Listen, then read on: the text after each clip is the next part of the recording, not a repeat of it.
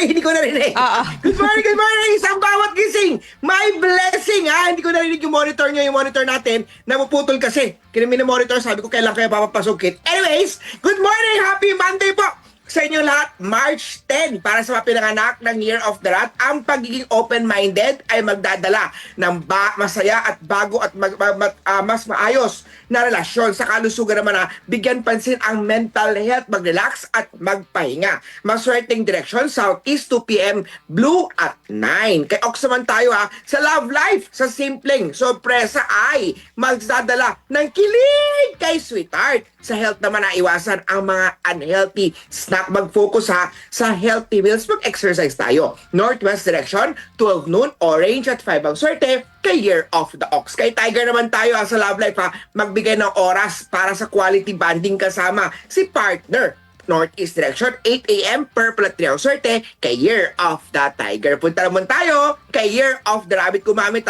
ng mga lucky charms. Kagaya ng mga Happy Buddha, yung Wealth God para ma-enhance ang magandang career, prosperity. Magpa-tarot reading kay Master Hans Kua, mga lucky charm or feng shui ng bahay. West direction, 9 a.m. Gray at 1 ang swerte kay Year of the Rabbit. Punta naman tayo kay Year of the Dragon. Bago bumili ng mga properties, lilipat ng bahay, magrerenta, bibili ng sasakyan, ipakonsulta kay Master Hans Kua. Ipa-feng-shuyan para malaman natin paano mas makaka-attract ng mas maswerte. Anong kulay, anong location, saan dapat haharap ang bahay nyo. South direction, 10 a.m. White at 2 ang swerte kay Year of the Dragon. Stick naman ho tayo. Mag-invest on security camera, mga CCTV, para mag-guard o para bantayan ang ating property. Ang maganda o ang makatulong dyan sa bahay natin maglagay ng food dogs facing the door, facing sa labas, food dogs, bili niyan sa Lucky Charm Store ni Master Hans Kua sa City Rancho Tower, Shaw Boulevard, Mandaluyong City para protection sa mga negative energy. Maganda rin maglagay sa pintuan ng Evil Eye, yung kulay blue na may mata. Marami ako iba't ibang klase niyan sa Lucky Charm Store ko po sa City Rancho Tower, Shaw Boulevard, Mandaluyong City. East direction, 7 a.m. Green at 8 ang swerte kay Year of the Snake. Kay Year of the Horsey. Best pa din na magpakonsulta sa mga agam-agam. Meron tayong Life Destiny Birth Chart Reading, Astrology Reading kay Master Hans Kua. Meron tayong Lucky Date Selection. Anong magandang araw pagbibili ako ng property, magandang araw mag-sign ng contract. North direction, 10 a.m. Yellow at 4 ang swerte kay Years of the Horse. Punta naman tayo kay Year of the Sheep naman tayo. Kay Year of the Sheep naman maglaan ng oras para sa mas meaningful conversation kasama si Sweetheart. Sa kalusugan ng Year of the Sheep naman ang uminom ng maraming tubig dahil mainit ang araw panahon ngayon stay hydrated para mas maging energetic. Gumawa ng study plan upang ma-organize ang schedule.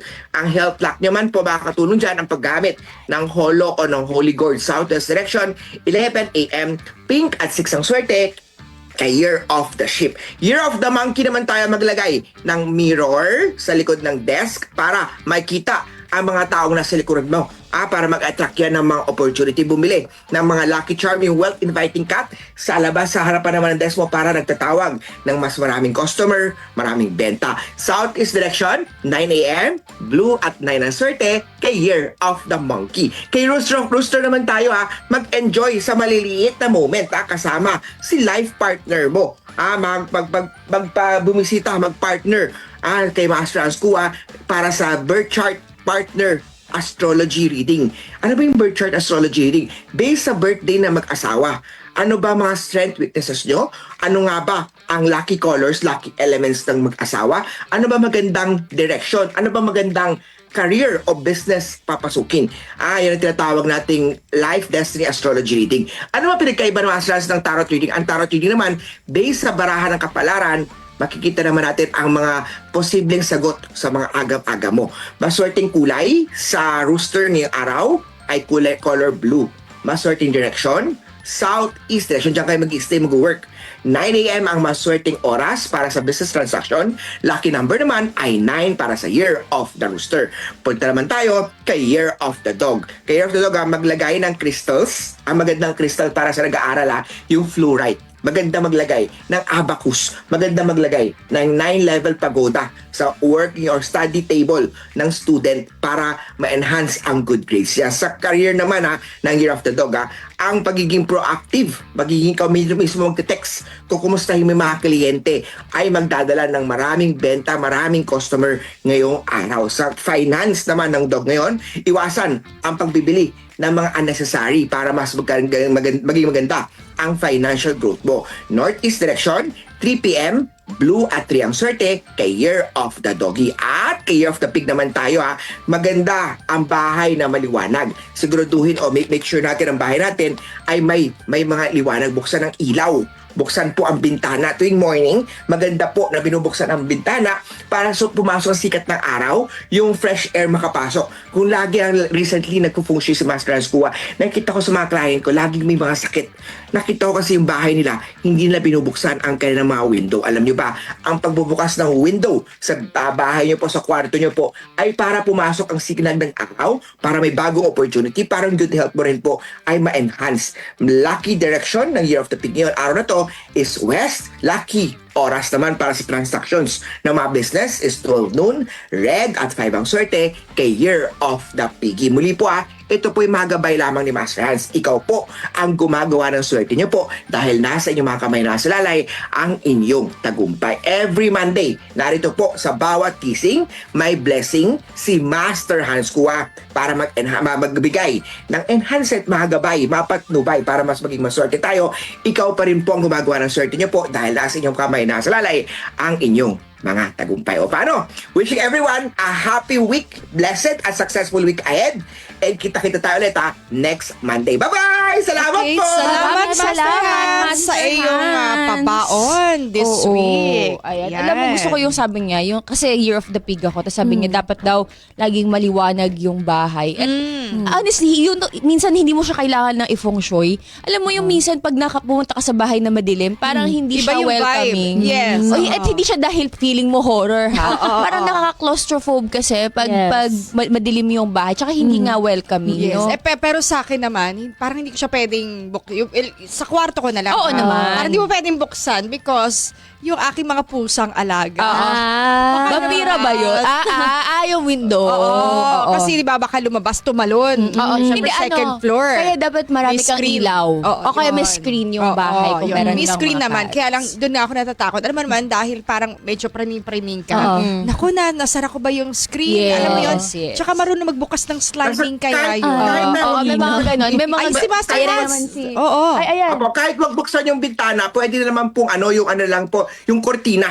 Para yung nag-araw bumaba. Oo, yung blind. Papasukin lang yung ilaw. Oo, yung blind si taas mo lang, di ba? O yung mga yes, ganon. importante yun. Huwag nating hayaang madilim ang bahay. Minsan may mga nakapungsi sa Masters, yung condominium na madilim.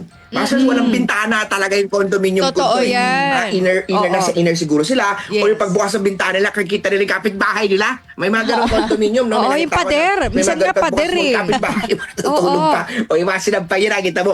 Pwede natin gawin dyan, i-make sure lang din natin na at least may mga few Maglagay ka ng best chandelier. option pa rin. Para sa condo. Yes, best Sa option pa rin. condo. Oo. Chandelier Sa condo. Lumipat na. Oo. Lumipat na ibang unit para may sunlight. Importante ang sinag ng araw. Pero kung Maraming sakaling salamat wala, po. ay Master Happy Hans, Monday. paano kung wala talagang bintana?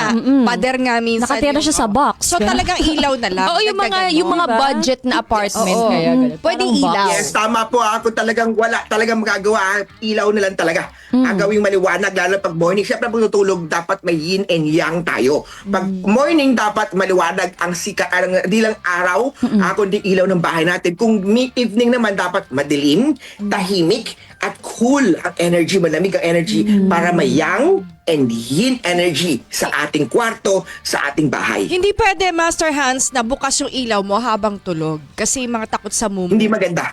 Talaga? It's not good na, pwede naman siguro yung madilim na lang na area. Isang maliit lang dim light. yes. Night light. Ay, Oo. one light. Ay, mga dim light sa light. gilid. Pero pag patutulog ka at maliwanag masyado ang ilaw mo, sa feng shui, sa kalusugan din, may effect din yun. Pero sa feng shui tayo, ito po ay nagdadala ng imbalance sa yin and yang energy ng individual at yin and yang energy ng isang kwarto. Master, natatakot ako, sabi mo tama, no? Ang gawin mo lang dyan is maglagay ka ng isang area doon na dim light para pagpupunta ng CR, hindi ka madulas.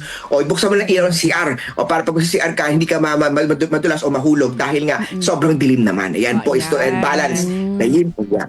Thank you Thank you so much, Master Hans. Happy Monday sa'yo. Bawat gising, may blessing.